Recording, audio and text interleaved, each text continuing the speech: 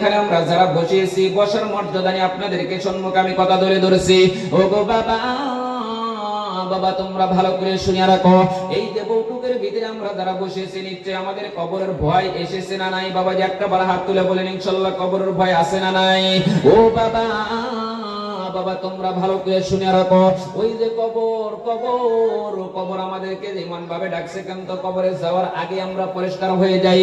কবি বলছে ওই যে দেখো ডাকিতেছে বাবা কবরের মাহাতি, ওই যে দেখো ডাকিতেছে বাবা কবরের মাহাতি, সন্ধ্যার আগে যেদিন ডুবলো রে বেলা,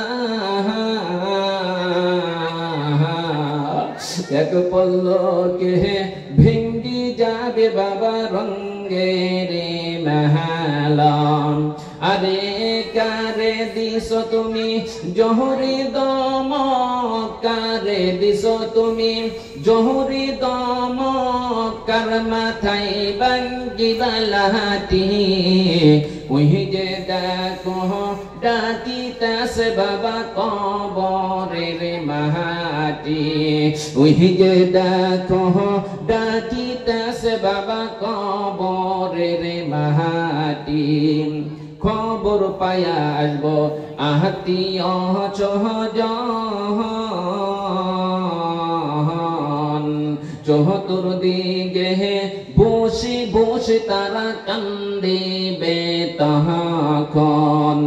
আরে সাজাইবে তোমায় মোহনের মতন, সাজাইবে তোমায় মোহনের মতন, কি সুন্দর পরিপাটি, ওই যে দেখো ডাকিতেছে বাবা কবরের মাহাতি, ওই যে দেখো ডাকিতেছে বাবা কবরের মাহাতি।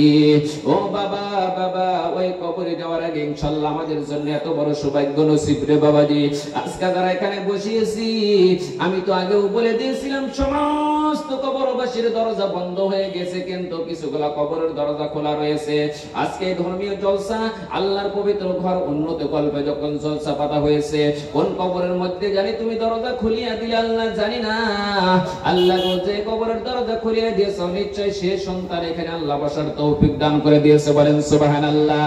আল্লাহ তুমি দেখো এই বউটুকের ভিতরে কারো জানি মা নাই, কারো জানি বাবা নাই গো আল্লাহ, যাদের মা বাবা হারা সন্তান এখানে বসিয়েছে আল্লাহ প্রত্যেকটি কবরের ভিতরে তোমার রহমত যা তুমি ভরপূর্ণ করে দাও, সকলেই বলেন আমিন। বাবারে আমরা একটা বার কথা মনের ভিতরে জাগ্রত করি, আজকে লতিবাড়ি অঞ্চলের ভিতরে আজকে 4 বছর ধরে আপনাদের সম্মুখে আমার দিদার হয়ে যায়। আমি মাঝে মাঝে শুনি বাবা আপনাদের অঞ্চল থেকে আল্লাহ একজন একজন মানুষকে অনেকগুলা কবরে তুলে নিয়েছে, যারা বাবা যে আমার সঙ্গে ঘুরতে আমার সঙ্গে মুসাফা করছে তার মাঝখান থেকে 2-4 জন বান্দাকে পাওয়া যায় না। আজকে এখানে বসে আছে, আগামী বছর আল্লাহ তাকে দেখাইবে, আমি কি যাব না আপনি যাবেন কেউ বলতে পারবো না রে বাবাজি। সেই জন্য বাবাজি এখানে যারা বসেছি ওই মুহূর্তের কথা স্মরণ করে আল্লাহ রাস্তায় এখানে বসে বসে যদি একবার করে আমরা আমিন বলি, কি জানি একটা আমিনের জরিয়তে আল্লাহ আমাদেরকে হায়াতে তওবা নসিব করতে পারে, বলেন সুবহানাল্লাহ। বাবারে আমাদের চলে যাইতে হবে ওই মামার দিকে রে বাবা। মসজিদ উন্নত গল্পে জলসা হয়ে গেলে সমস্ত কবরবাসী যেদিন দিন আপনার পোস্টার হয়েছে, যেদিন দিন আপনাদের গ্রামে আলোচনা হয়ে গেল, আল্লাহর নবী বলছে পৃথিবীর জমিনের ভিতরে একজন সন্তান থেকে যদি বাবা বাড়িতে চলে থাকে, সন্তান যদি একটু দূরে চলে যায়, সন্তান কি করছে বাবা কেন তো বলতে পারবো না। আল্লাহর নবী বলছে যেদিন বাবা চলে যাবে কিয়ামত পর্যন্ত সন্তানের জন্য আল্লাহ 2টা নয়ন খুলিয়ে দিবে। সন্তান যদি আফ্রিকার জঙ্গলে গিয়ে যদি খারাপি করে আল্লাহ দেখার জন্য 2টা নয়ন খুলিয়ে দিবে। আজকে দেখেন লতিবাড়ি অঞ্চলের ভিতরে আল্লাহ যাদের মা বাবা বিদায় হয়েছে তাদের তো আল্লাহ 2টা নয়ন খুলিয়ে দিয়েছে রে বাবাজি। আজকে দেখেন এই অঞ্চলের ভিতরে অনেকগুলা কবর রয়েছে, সমস্ত কবর বসে আজকে তাকায় আছে আল্লাহ। ওই 19 ডিসেম্বরের দিন আল্লাহ জলসা হবে। 19 ডিসেম্বরের ভিতরে আল্লাহ তুমি তো বলছিলে কোন সন্তান যদি বাবা মার জন্য কিছু কবরের ভিতরে পাঠাইতে পারে সরাসরি বাবা মাকে আল্লাহ কবুল করে নেবে। আল্লাহ কাম আবার কবুল করেছে, কোন বাবার দোয়া কবুল করেছে জানি না। আল্লাহ পৃথিবীর জমিনের ভিতরে যে মা এত দয়ালু, মা এক সেকেন্ডের জন্য যে মা আমাকে ঠান্ডা মাটিতে ঘুরতে দেয় নাই, যে মা এক সেকেন্ডের জন্য আমাকে কুয়াশার ভিতরে ঘুরতে দেয় নাই, সন্তানের যদি একটু বেমার হয়ে গেল, মার মুখের ভিতরে কোনো খানা নাই, মার মুখের ভিতরে কোনো খানা নাই। আমি দেখেছি রে বাবা, একজন সন্তানের কিডনি ড্যামেজ হয়ে গেছিল রে বাবা, আমাদের গ্রামের মধ্যে কিডনি দিনেওয়ালা কেউ ছিল না। একজন 70 বছরের মা দূরে দূরে বলে, বাবা রে তোরা কি আলোচনা করো, তোর যদি কিডনি ড্যামেজ হয়েছে কোনো টাকার দরকার নাই, আমার 2টা কিডনি নিয়ে পরিজন করলে আমার কলিজাটা পর্যন্ত বাইরে করে দে। আমি দেন্দা থাকা অবস্থায় জানি আমি শুধু সন্তানের লাশ দেখতে পারি না রে বাবাজি। আপনাদের লতিবাড়ি অঞ্চলের ভিতরে প্রত্যেকটি মা তো এরকম মহব্বত করনেওয়ালা মা ছিল না নাই বাবাজি?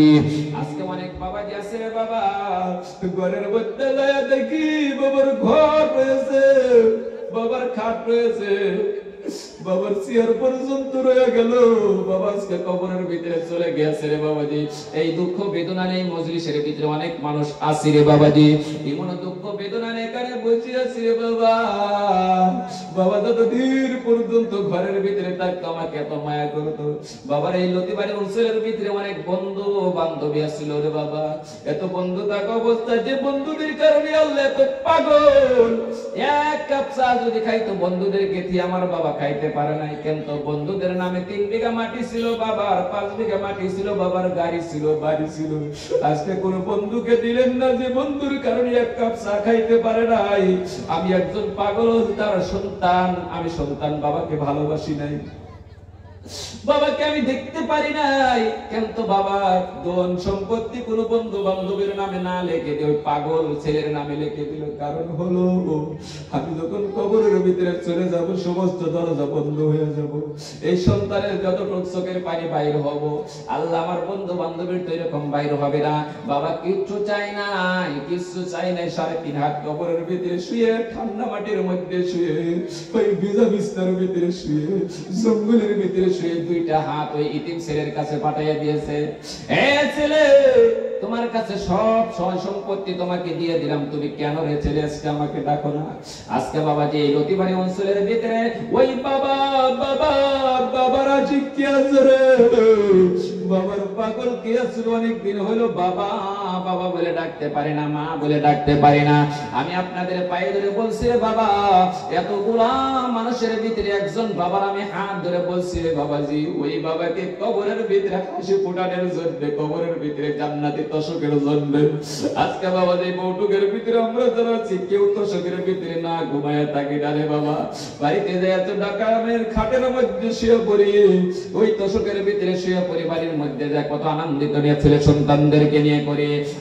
বাবা তোমার পায়ে ধরে বলেছি, আজকে যাদের মা বাবা কবরের ভিতরে শুয়ে পড়লো, ওই মা বাবাকে আল্লাহ একটা জান্নাতি তশক দেওয়ার জন্য, জান্নাতি পালন দেওয়ার জন্য, আমি মা বাবাকে জান্নাতি পালন না দেওয়া পর্যন্ত আজকে আমি কোনোদিন বাড়ি ছেড়ে ভিতরে মাথা লাগাইতে পারবো না, তশকের ভিতরে পিঠ আমি লাগাইবো না। আল্লাহ আমি প্রতিজ্ঞা করি আমার বাবা মাকে খুশি করার জন্য সর্বপ্রথম একজন বাবার কাছে আমি হাত বাড়াইয়া দেব রে বাবাজি। আল্লাহ রাস্তে 50,000 টাকা পর্যন্ত একটা বাবা যদি ইতিম মা সন্তান বিদেশ গেলে মার চোখের ভিতরে কোনো ঘুম ধরে না, সন্তান বিদেশ গেলে গেলা মা রাত্রের ভিতরে চোখের উপরে টপ টপ করে জমিনের মধ্যে পড়ে যায়। আজকে জলসার ভিতরে এই বৈঠকের ভিতরে মনে একজন ছেলেকে আমি পেয়েছিলাম রে বাবাজি, সে ছেলেটা মার জন্য 50,000 টাকা দিনেওয়ালা ছিল না নাই বাবাজি। আল্লাহ রাস্তায় আমি বলেছিলাম বাবা ওই মা তোমার মুখের দিকে তাকিয়ে আছে, তোমার জিহ্বার দিকে তাকিয়ে আছে, তোমার হুটের দিকে তাকিয়ে আছে।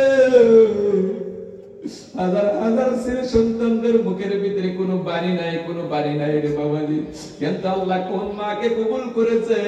3 বিঘা 4 বিঘা মাটি ছেলের নামে দেওয়া সত্ত্বেও মার জন্য 50,000 টাকা স্বীকার করতে পারে না। আল্লাহ রাস্তা আপনাদেরকে বলেছি রে বাবা, আল্লাহর ঘর উন্নতি করবে একজন বাবার কাছে চাইলাম, একজন বাবা যদি ইতিম মা ঠান্ডা বাটির মধ্যে